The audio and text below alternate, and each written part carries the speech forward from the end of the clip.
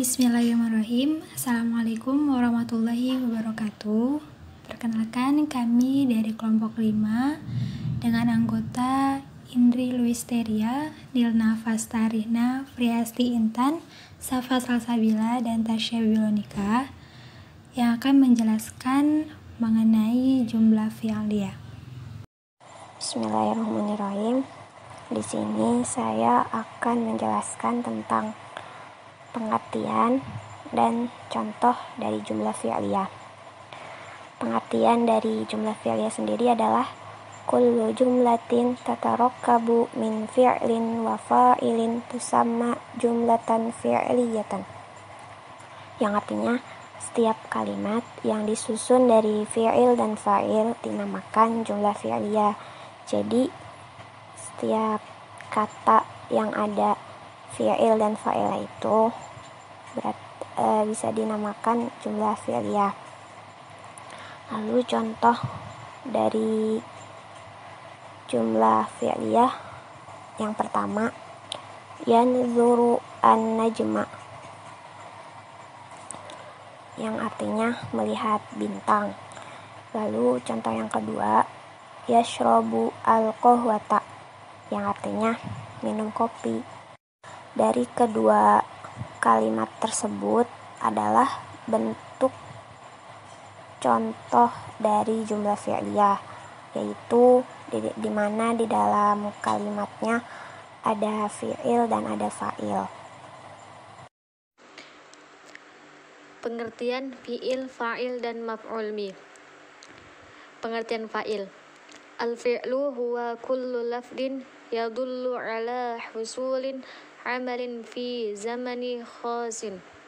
Fi'il adalah setiap lafaz yang menunjukkan atas tercapainya suatu pekerjaan pada waktu yang khusus.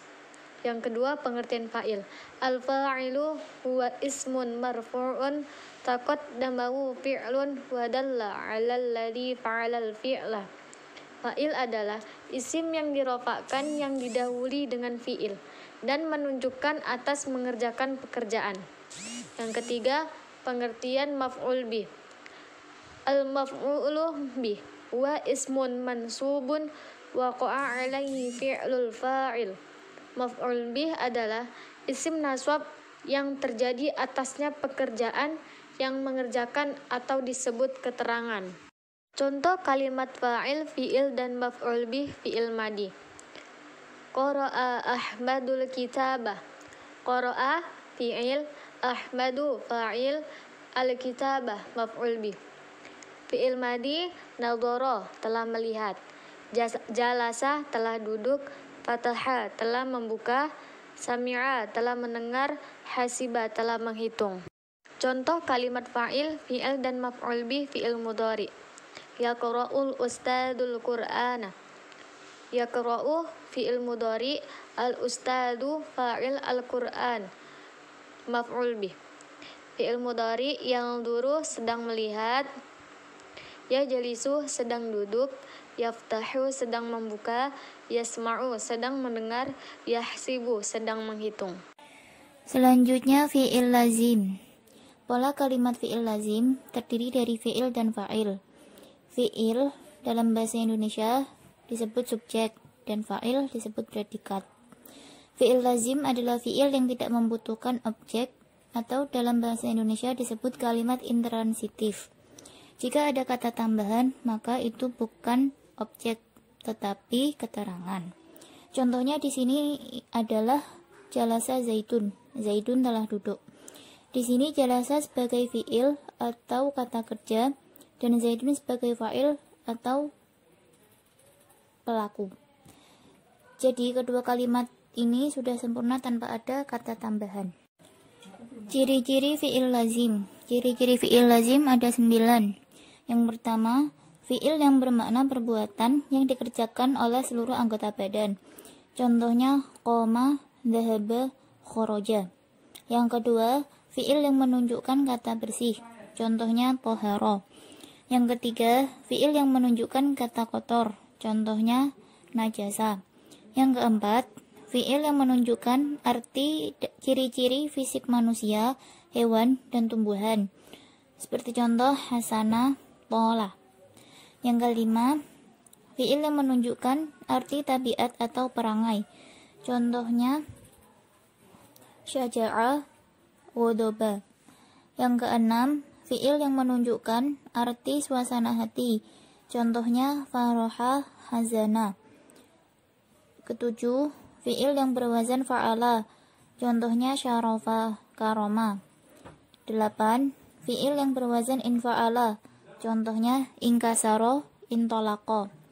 9. Fiil yang berwazan if'al.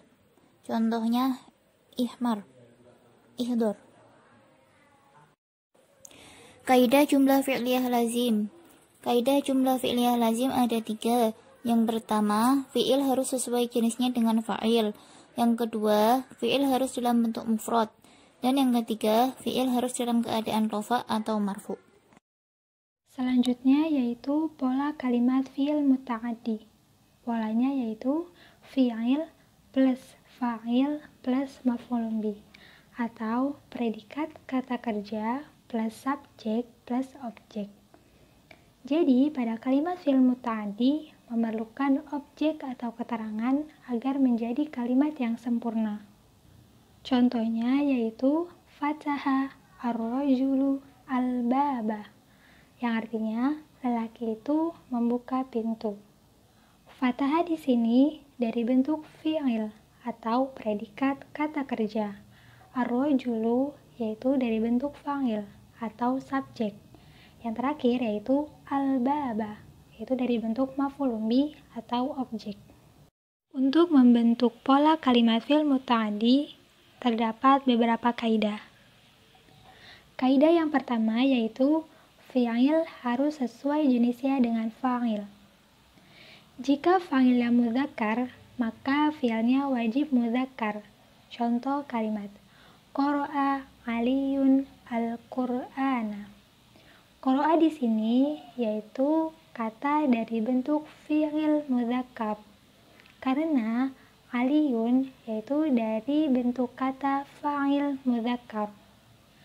Begitupun dalam bentuk muannas. Jika fa'ilnya muannas, maka fi'il wajib muannas. Contoh kalimatnya yaitu qara'at Fatimatun al-Qur'ana. Pada kaidah yang kedua yaitu fi'il harus dalam bentuk mufrad. Jika bentuk fa'il mufrad, musanna maupun jamak, fi'il tetap menjadi mufrad. Contoh kolom yang pertama yaitu fa'il dalam bentuk mufrad. Muannasnya yaitu al-muslimatun, mudzakkar al-muslimun. Fi'il tetap menjadi mufrad, yaitu muannasnya qara'at. Kalau mudzakkar qara'a. Pada kolom yang kedua yaitu fa'il dalam bentuk musanna.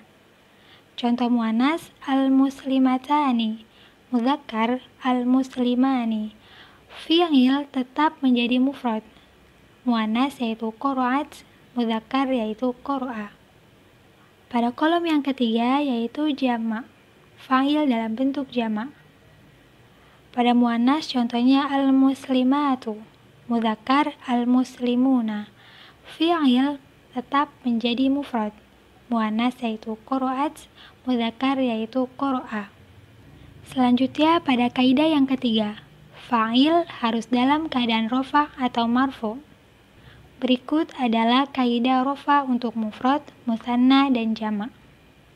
Pada kolom yang pertama yaitu mufrad. Keadaan ketika rofanya yaitu dalam bentuk dhammah. Contohnya at-thalibu. Kolom yang kedua yaitu musanna.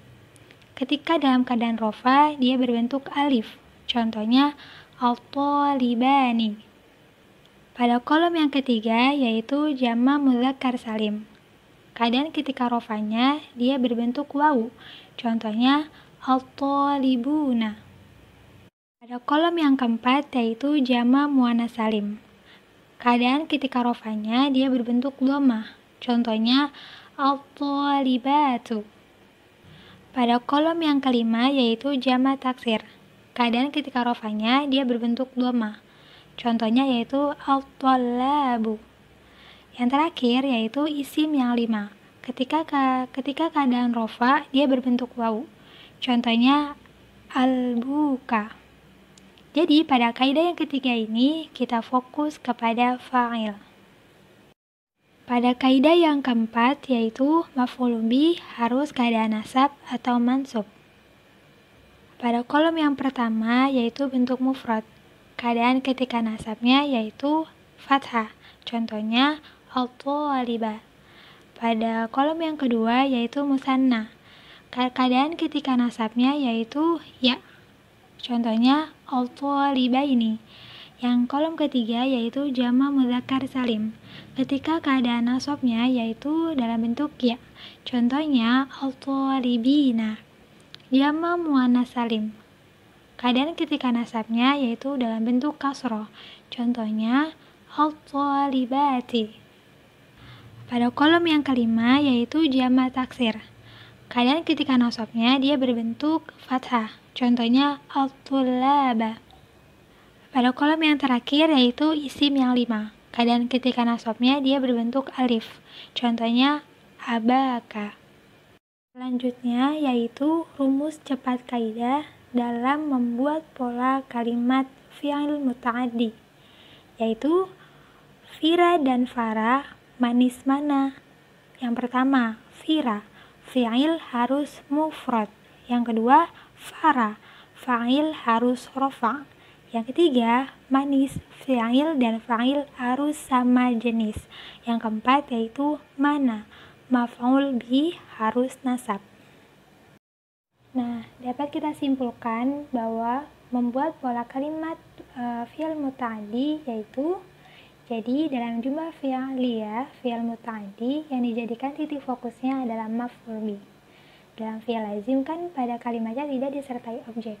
Tetapi dalam kalimat fi'il muta'addi harus disertai objek untuk kesempurnaan kalimatnya. Dengan rumus kaidah Firo dan Farah manis mana. Selanjutnya, pola kalimat aktif pasif. Ditinjau dari aktif dan pasif, fi'il terbagi menjadi dua. Yang pertama, fi'il ma'lum. Fi'il ma'lum adalah kata kerja aktif. Yang kedua, fi'il mazhul. Fi'il mazhul adalah kata kerja pasif. Sama seperti bahasa Indonesia, perubahan dari kata kerja aktif, kata kerja pasif ada rumusnya. Misalkan menolong ditolong, melihat dilihat, memukul dipukul, membersihkan, dan sebagainya. Contoh penggunaan kata kerja aktif dan kata kerja pasif. Contohnya yang pertama, duriba bakrun, bakr telah dipukul. Yang kedua, doroba yadun bakrun, Jaid telah memukul bak. Satu hal yang perlu dicatat dalam kaidah bahasa Arab, kalimat pasif tidak boleh memunculkan objek atau pelaku. Karena fungsi kalimat pasif dalam bahasa Arab adalah untuk menyembunyikan atau tidak menyebut pelaku, baik karena 1. Pelakunya sudah diketahui, 2. Pelakunya memang tidak diketahui, maupun 3. Pelakunya sengaja disembunyikan. Berbeda dengan bahasa Indonesia, di mana kita masih boleh menyebut pelakunya. Seperti contoh, Bakr telah dipukul Zaid. Dalam bahasa Arab, kita hanya boleh mengatakan Bakr telah dipukul, tanpa menjelaskan siapa yang memukul. Bila kita ingin menyebut pelakunya, maka wajib menggunakan kalimat aktif. Kaidah fi'il ma'lum dan fi'il mazhul. Fi'il yang bisa berubah ke bentuk mazhul hanya fi'il muta'addi atau transitif. Adapun fi'il lazim atau intransitif tidak bisa berubah ke bentuk mazhul karena tidak memiliki objek sehingga tidak bisa diubah ke bentuk pasif. Rumus mengubah fi'il ma'lum ke fi'il mazhul. Rumus mengubah fi'il ma'lum ke fi'il mazhul. Rumus fi'il madi.